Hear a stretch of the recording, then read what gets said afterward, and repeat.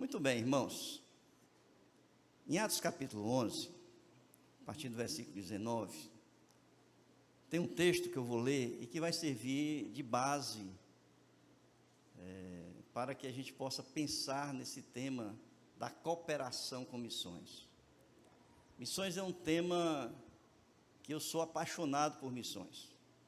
Não foi à toa que Deus me conduziu ali para Cibuc, porque é algo que eu respiro, missões. Tivemos ali 4 anos na executiva do campo e Deus pôde me mostrar muitas coisas, abrir meus olhos para que eu pudesse enxergar quão importante é cada um de nós, membros de igreja, estarmos realmente envolvidos e cooperando com essa obra grandiosa que é a obra de Deus, na pregação, no ensino do Evangelho, na expansão do reino de Deus. E esse texto, aqui em Atos capítulo 11, é um texto que fala também muito ao meu coração, porque ele fala exatamente desse tema, que é a cooperação.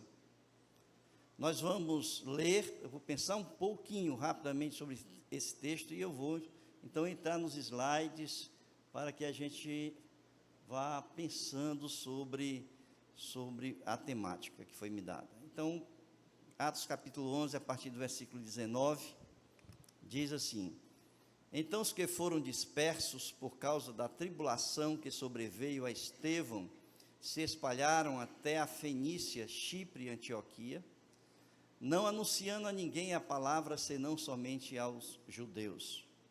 Alguns deles, porém, que eram de Chipre e de Cirene, e que foram até Antioquia, falavam também aos gregos, anunciando-lhes o evangelho do Senhor Jesus. A mão do Senhor estava com eles, e muitos, crendo, se converteram ao Senhor. A notícia a respeito deles chegou aos ouvidos da igreja que estava em Jerusalém, e enviaram Barnabé até Antioquia. Tendo ele chegado e vendo a graça de Deus, alegrou-se e exortava a todos a que, com firmeza de coração, permanecessem no Senhor. Porque era homem bom, cheio do Espírito Santo e de fé, e muita gente se uniu ao Senhor. E partiu Barnabé para Tarso à procura de Saulo. Tendo-o encontrado, levou-o para Antioquia, e por todo um ano se reuniram naquela igreja e ensinaram numerosa multidão. Em Antioquia foram os discípulos pela primeira vez chamados cristãos. Naqueles dias, desceram alguns profetas de Jerusalém para Antioquia, e apresentando-se um deles, chamado Ágabo, dava a entender pelo Espírito que estava para vir grande fome por todo o mundo, a qual sobreveio nos dias de Cláudio. Os discípulos, cada um conforme as suas posses, resolveram enviar socorro aos irmãos que moravam na Judéia, o que eles, com efeito, fizeram enviando-o aos presbíteros por intermédio de Barnabé e de Saulo. Amém, queridos? A título de introdução, só falando um pouco sobre esse texto é importante para nós entendermos esse espírito da cooperação. Vejam que logo após a perseguição a Estevão e a morte ali de Estevão, a perseguição à igreja que veio posterior à morte de Estevão, a igreja que se reunia ali em Jerusalém foi dispersa pelo mundo todo. E apesar da perseguição, apesar da tribulação, eles não deixaram em momento algum de pregar a palavra, de anunciar o evangelho de Jesus Cristo aonde eles estavam indo. E vejam que na medida que eles iam avançando, eles chegando, iam pregando, e pessoas iam se convertendo, porque diz o texto aqui que a mão do Senhor era com eles. O Senhor estava com eles. E na medida que eles pregavam o evangelho, as pessoas iam se convertendo. A princípio aos judeus, depois aos gentios ali em Antioquia. E aqui é que a gente começa então a perceber a necessidade da cooperação da igreja nessa nessa missão que nós precisamos estar envolvidos, na pregação do Evangelho. Porque quando o Evangelho é anunciado ali em Antioquia, as pessoas começaram a se converter, mas elas não conheciam com profundidade a palavra de Deus, porque eram gentios, e nem conheciam o Evangelho. Elas precisavam de pessoas que pudessem ensiná-las. Elas precisavam de pessoas que pudessem formar um corpo de líderes naquela igreja, que pudessem formar outros líderes que ali estavam se convertendo. Pessoas se convertendo, iam aprendendo as Escrituras, iam sendo formados líderes, líderes formando outros líderes, para que assim a igreja pudesse se fortalecer e continuar o crescimento do reino e a pregação do Evangelho. E é isso que a gente vê, que quando a igreja começa a crescer em Antioquia, a igreja de Jerusalém é quem vai socorrer a igreja em Antioquia. Porque é lá, a igreja de Jerusalém, que vai mandar Barnabé para Antioquia, para preparar os cristãos que estavam sendo formados ali, estavam sendo convertidos ali em Antioquia. E eles então, Barnabé então chega lá, um homem preparado, um homem cheio do Espírito, as pessoas começam a ouvi-lo, as pessoas começam a crescer ali, a se converter, a igreja crescendo, ele então vê assim, olha, eu não estou mais dando conta, sozinho eu não dou mais conta da igreja, então eu preciso de alguém para me ajudar. E o que é que ele faz? Ele vai atrás de Paulo, vai a Tarso, atrás de Paulo. E ali em Tarso ele chama Paulo e leva Paulo para ir com ele a Antioquia, e os dois passam, segundo aqui o texto, um ano ensinando e preparando líderes ali em Antioquia. Um ano, diz o texto. E essas pessoas que ali estavam sendo preparadas, mais na frente, no capítulo 13 desse livro, são pessoas que vão sustentar a igreja, e são pessoas que vão ser separadas para a obra de Deus.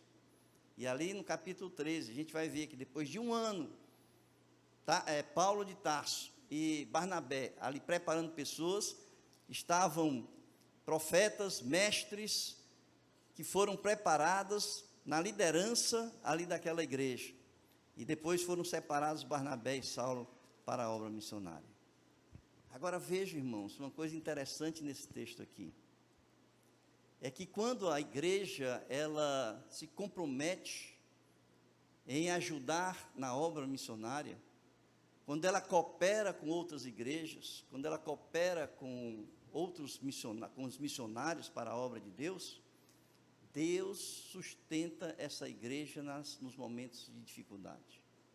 E é interessante aqui a gente perceber que Jerusalém ajudou a igreja de Antioquia a crescer, mas depois foi a igreja de Antioquia que estendeu a mão para ajudar a igreja de Jerusalém.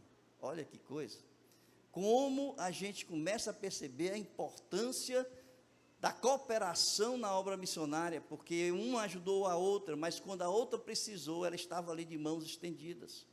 Vejam, por exemplo, aqui, vejam aí no versículo de número 27 do capítulo 11, quando é anunciado que ia haver fome em todo o mundo, no versículo 28 diz, e apresentando-se um deles, chamado Ágapo, dava a entender pelo Espírito, que estava para vir grande fome por todo o mundo, a qual sobreveio nos dias de Cláudio, e os discípulos, cada um conforme as suas posses.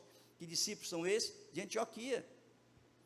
Os discípulos, cada um conforme as suas posses, resolveram enviar socorro aos irmãos que moravam na Judéia, o que eles, com efeito, fizeram, enviando aos presbíteros por intermédio de Barnabé e Saulo.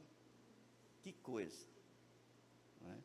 Uma igreja estende a mão para ajudar a outra, e aquela, no momento de luta, de dificuldade, recebe o socorro daquela que um dia socorreu. É incrível, não é? Como Deus é maravilhoso, como Deus é perfeito em tudo aquilo que Ele faz, não é? Como Deus está envolvido realmente na obra, porque a obra é do Senhor, a obra não é nossa, a obra é dele. e Ele nos usa como instrumento nas mãos deles para fazer aquilo que Ele apraz, no momento que Ele apraz, da forma como Ele quer. E aqui a gente vê, então, claramente o espírito cooperativo funcionando no contexto da obra de Deus. Eu quero conversar com os irmãos um pouquinho. Eu trouxe aqui alguns slides, porque é importante que a gente primeiro, eu sei que vocês conhecem bem esses conceitos, mas é bom a gente repetir, para que isso possa ficar bem firmado no nosso coração, na nossa mente, e que esta igreja seja como a igreja de Antioquia, porque um dia alguém foi enviado por outra igreja para plantar uma igreja aqui no Montese. E essa igreja aqui no Montese agora precisa ajudar outras igrejas a plantar outras igrejas, não é? E nós queremos então pensar nesses conceitos que estão aí. Primeiro, esse conceito de cooperação. Porque quando a gente pensa em cooperação, passa aí por favor, a gente tem que pensar a cooperação em dois níveis. A obra é do Senhor, mas nós somos instrumentos de Deus.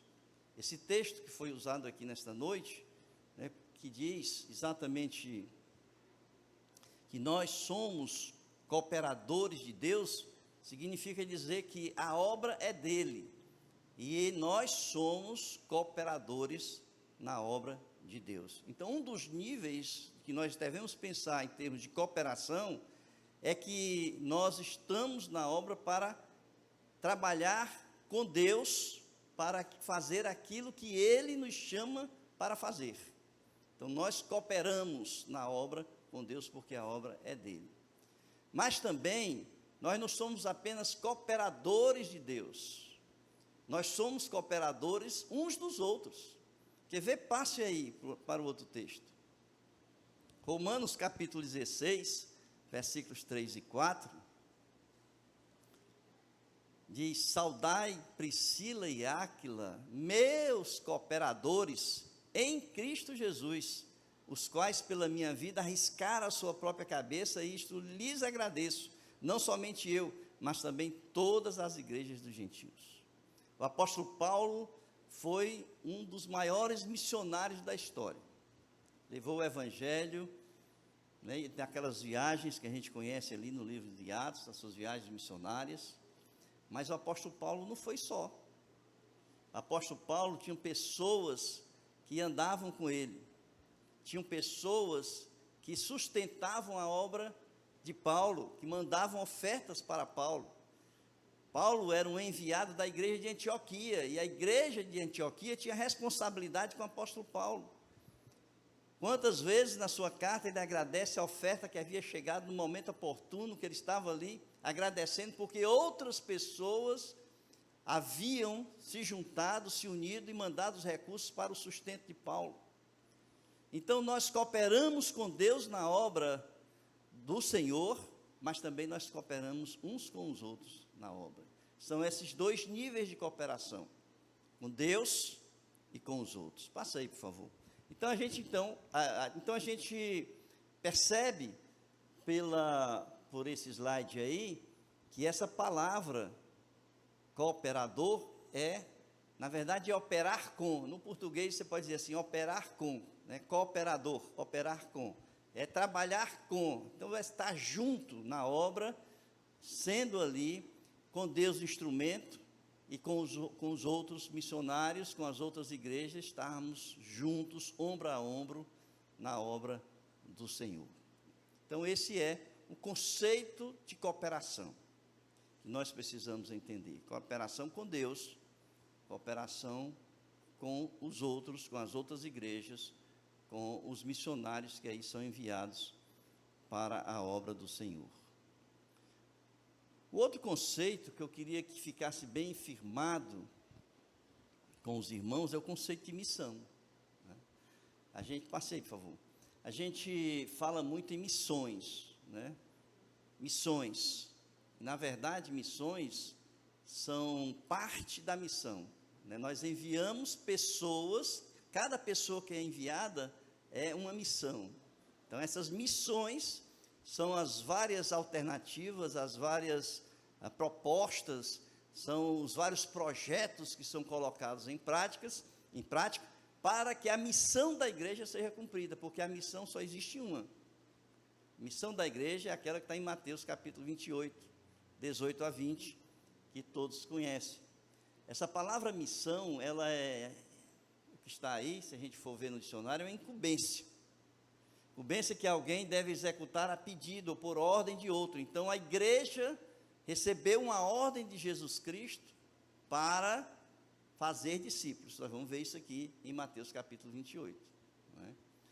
E a gente precisa entender que a missão é a alma da igreja. A missão é o coração da igreja. A missão é aquilo para qual a igreja foi organizada, porque nós somos adoradores de Cristo, mas a igreja é a congregação desses adoradores que se reúnem para adorar o Senhor com um objetivo, que é cumprir a missão que Jesus deixou para ela.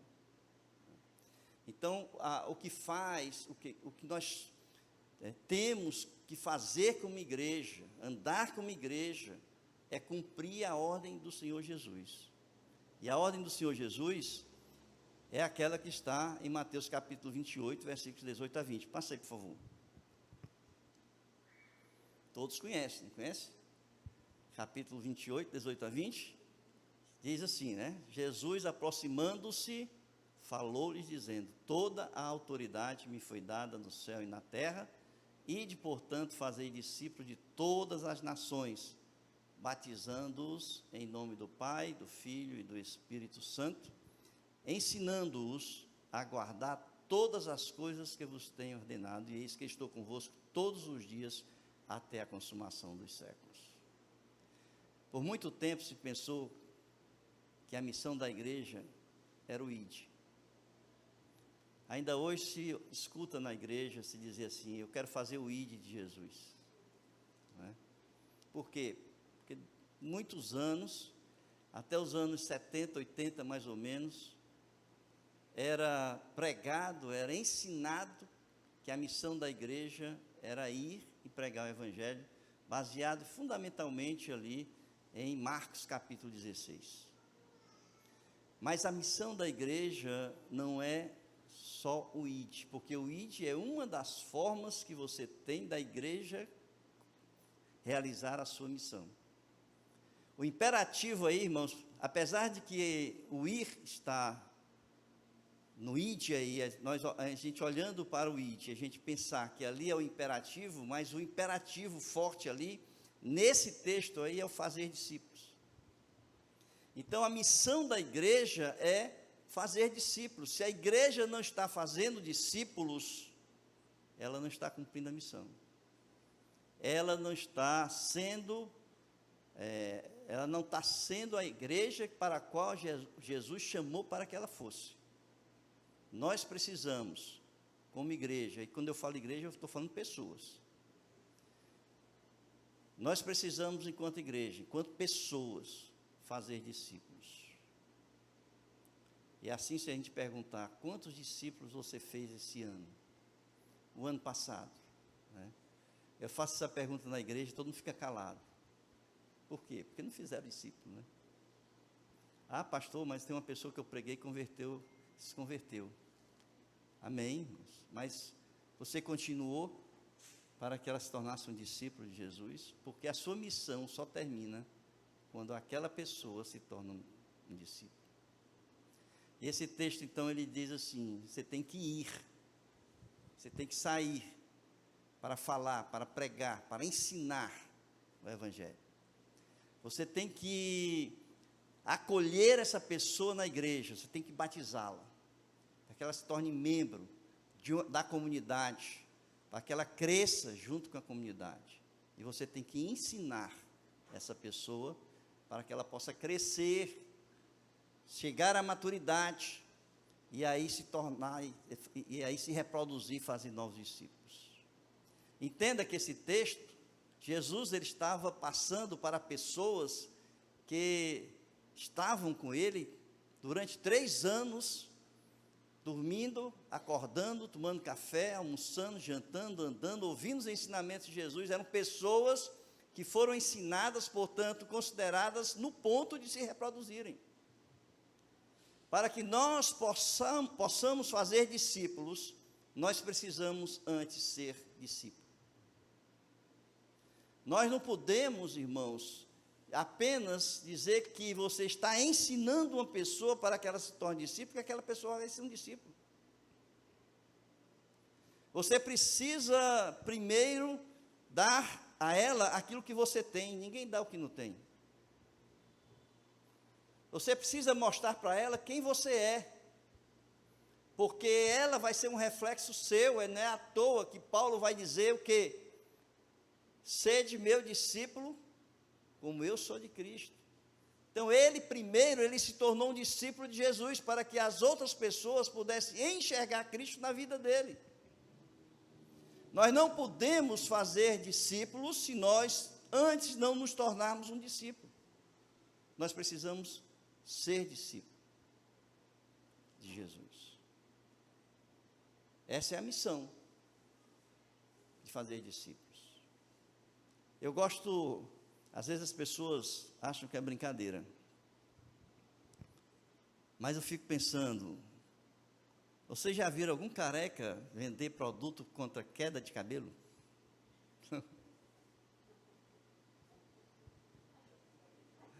Nada contra os carecas, porque são dos carecas que elas gostam mais, né?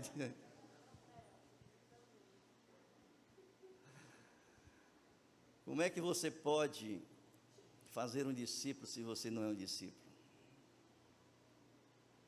É isso, irmãos? Como?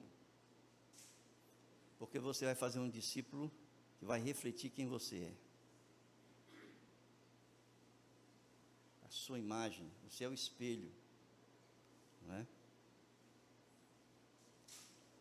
Então vejam, qual é a missão? Fazer discípulos. Passe aí, por favor. Fazer discípulos, indo, batizando e ensinando. Pode abrir aqui, por favor. Indo, batizando e ensinando. Então, esse aí é a missão. Entendido, então, esses dois conceitos eu gostaria de deixar assim bem... Obrigado, pastor. Eu gostaria de deixar bem assim, claro na mente de vocês, no coração de vocês.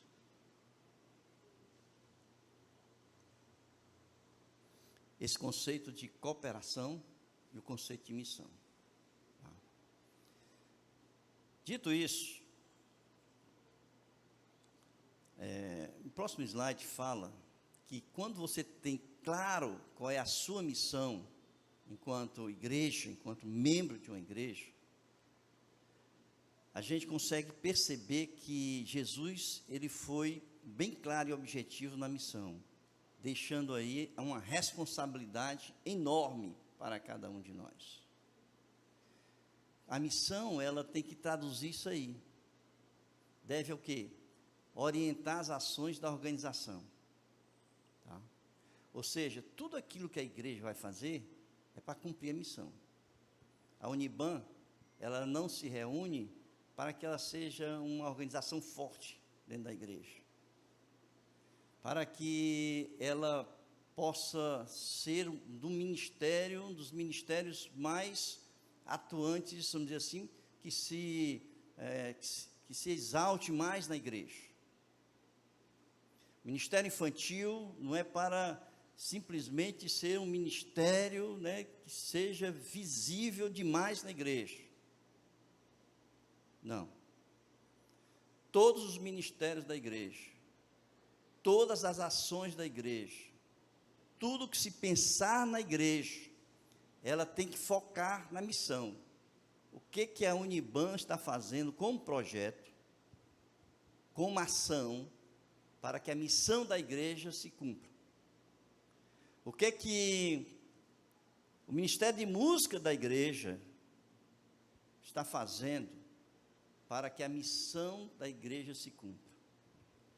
Ministério Infantil, Ministério de Mulheres, todos os ministérios, todas as ações da igreja, não pode deixar de lado, não pode deixar de atender aquilo que é a coisa mais importante da igreja, que é a sua missão. Pense, irmãos, o seguinte: uma loja de revenda de carro, qual é a missão dessa loja? Qual é a missão dessa loja? Vender carro, tá certo? Se ela não vender carro, o que é que acontece com ela? Ela fecha. Por que ela fecha? Porque não está cumprindo com a missão. Não é isso? A missão é vender carro. Agora, para vender carro, ela precisa de pessoas. Essas pessoas precisam de treinamento. Essas pessoas precisam ter um direcionamento. Alguém que coordene esse trabalho, que direcione esse trabalho e que prepare esses trabalhos. Irmãos, olha, muito tempo, né, quem já viveu aí muitos anos como eu já estou com 67, no tempo que eu chegava nessas lojas de carro, a gente tinha vendedores, né, não sei se vocês lembram, vendedor de carro. Hoje você chega na loja, você não tem mais um vendedor, você tem um consultor. Consultor, porque esse consultor sabe tudo que você quiser pensar e imaginar sobre aquele carro. Do motor, de todas as partes do veículo que você procura, ele sabe. É um consultor. E você sai convencido, depois que você conversa com aquele consultor, que aquele é o melhor carro do mundo. No Evangelho, irmãos, é assim também. O Evangelho é assim também.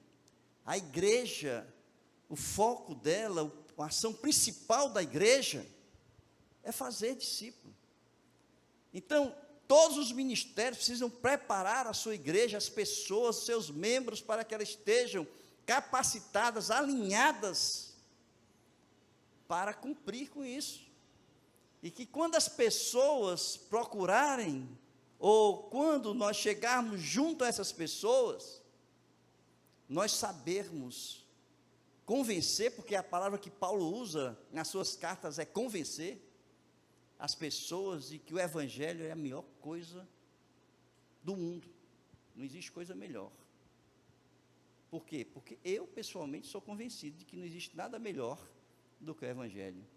Se eu sou convencido, é fácil convencer outro, não é? É fácil. Então, essa é a ideia, tá? Então, nós temos que orientar as ações da organização, né? Quando você ter clara essa missão, ela explicitar a missão, né, o seu objetivo geral, ela proporciona um senso de direção e orienta na tomada de decisões, porque toda decisão que você tomar, você tem que tomar no sentido de cumprir com a missão. Nada que fuja disso. Nada. Tem que estar focado ali. Na missão.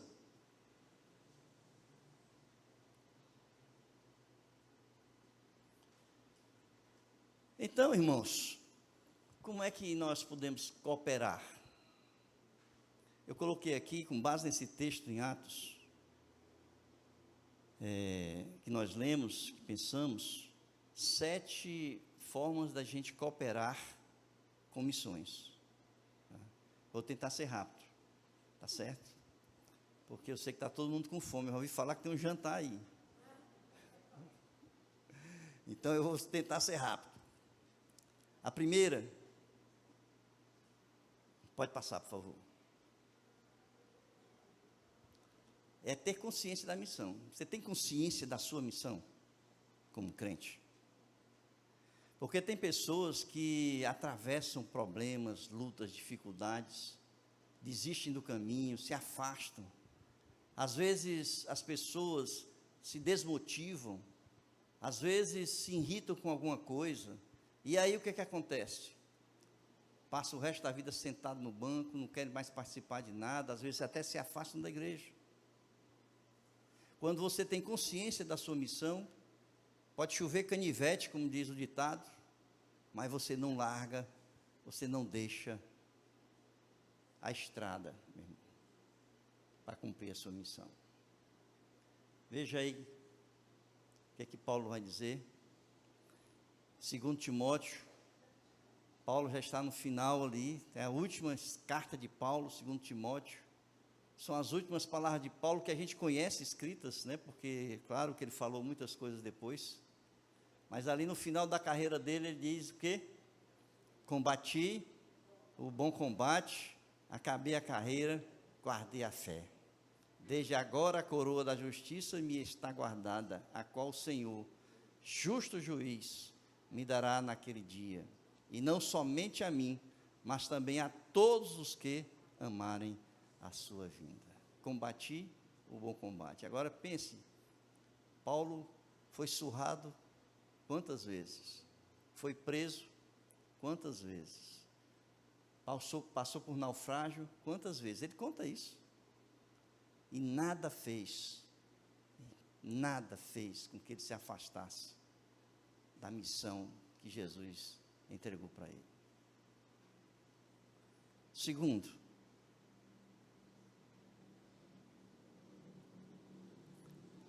eu coloquei aí também o exemplo de Jesus, né? Passe aí, por favor. Mas aí eu vou para o segundo ponto, senão a gente vai se estender demais, tá? Pode passar, por favor. Segundo, sendo um discípulo de Jesus, tá? Eu já falei isso aí, que a gente precisa ser um discípulo para fazer discípulo. Irmãos, isso é importante que vocês entendam. Não adianta, você pode ser a pessoa maior pessoa conhecedora da Bíblia, você pode ter uma didática excelente para ensinar, você pode ser uma pessoa cativante, carismática, mas se você não tiver vida, você não vai fazer discípulo. Por quê? Porque discípulo é vida na vida. É parte da sua vida que você está dando para o outro, está doando para o outro. É a sua vida que você está doando para o outro. Então você precisa primeiro ser discípulo, para você fazer discípulo. Terceiro,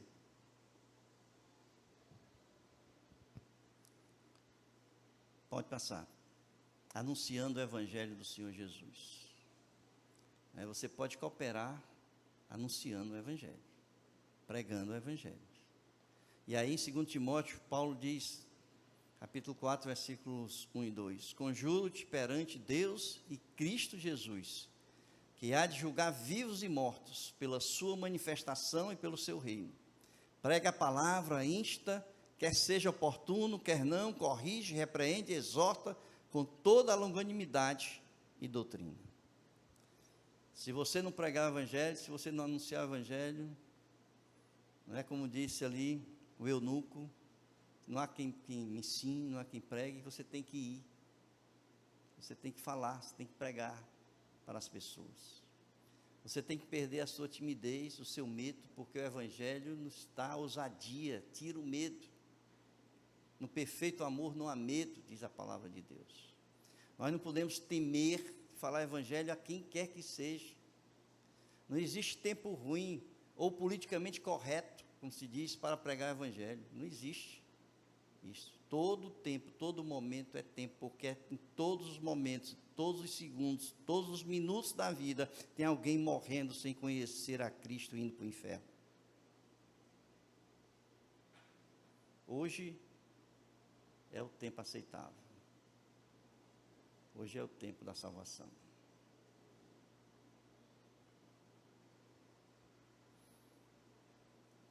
Pode passar. Preparando líderes. Igreja que não prepara líderes é uma igreja fraca. Porque as ovelhas sem pastores, pastores no sentido de liderança, são ovelhas perdidas. As igrejas precisam formar líderes que sejam capacitados, que sejam conhecedores da palavra, comprometidos, envolvidos com a obra, que possam conduzir o rebanho no cumprimento da missão.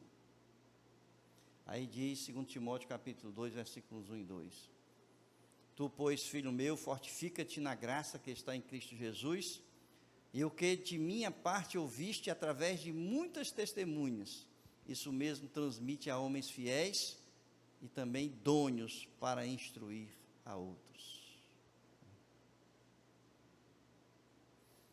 Pode passar.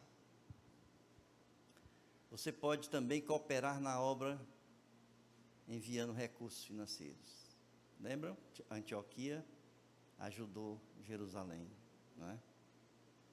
Preparou líderes, ajudou Jerusalém também financeiramente. Tá certo? Não existe obra sem dinheiro, irmãos. Não existe. Alguém precisa comer. Alguém precisa se vestir. Alguém precisa ter um teto. Alguém precisa cuidar da sua família. Nós precisamos de papel, folhetos. Nós precisamos de instrumentos que nos facilitem o anúncio do Evangelho. Hoje aqui nós estamos com várias coisas que estão servindo para nós nesse momento, na preparação da liderança dessa igreja. Não é? E nada disso se faz se não tiver recursos. Nós precisamos sustentar aqueles que estão no nosso lugar, lá nos confins da terra, que são os nossos olhos, que são os nossos braços, que são as nossas pernas, que são as nossas bocas, estão lá, falando e pregando o Evangelho no meu lugar, no seu lugar, no nosso lugar. E quem sustenta essas pessoas?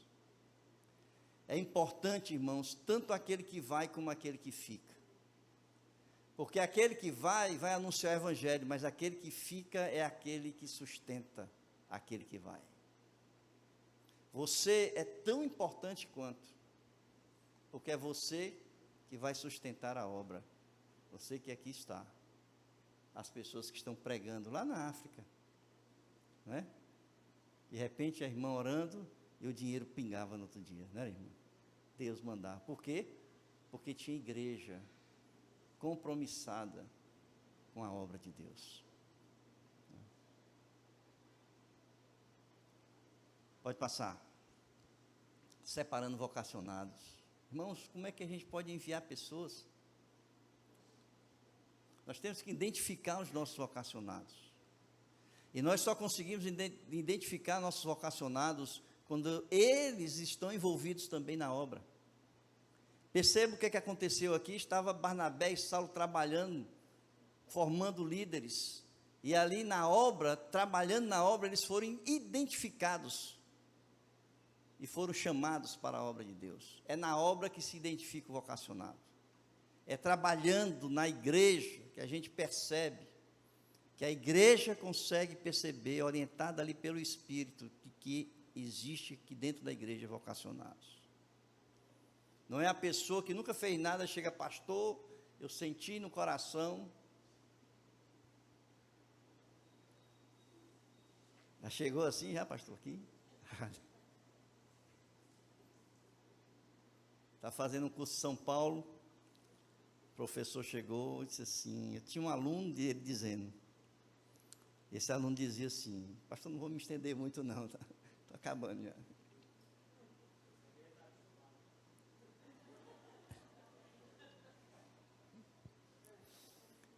E aí esse professor disse assim, que ele tinha um aluno, e o aluno dizia assim para ele, pastor,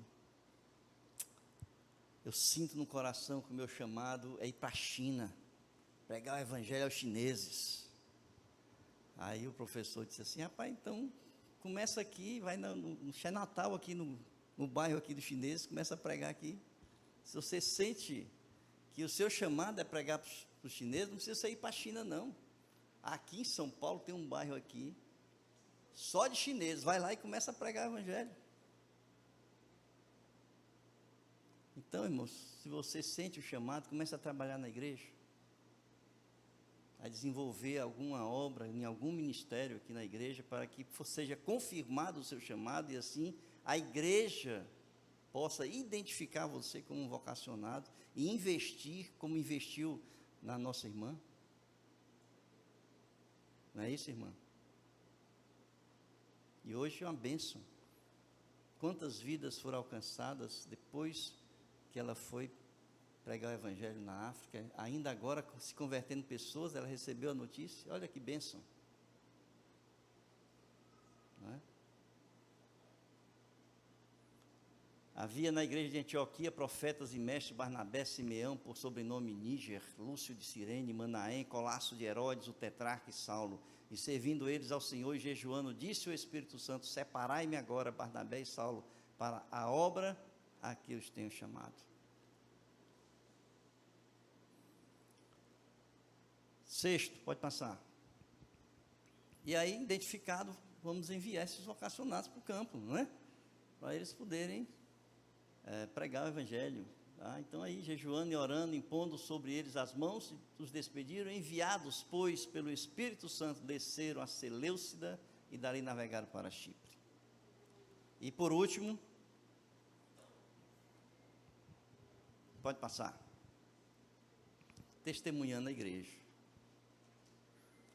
A irmã estava aqui dando um testemunho de tudo aquilo que Deus fez através da vida dela. Não foi ela que fez, foi Deus que fez através da vida dela. Nós precisamos testemunhar de Deus, daquilo que Ele faz. A obra é dEle, nós somos instrumentos dEle, e nós precisamos testemunhar daquilo que Ele faz através de nós. Na igreja, nós precisamos declarar ao mundo o poder de Deus e o poder do Evangelho. Porque o Evangelho é o poder de Deus para todo aquele que crê. Para salvar todo aquele que crê. O Evangelho é o poder de Deus para transformar, resgatar e restaurar vidas. Como é que você pode mostrar esse poder de Deus se você não testemunhar dele? Você tem que falar.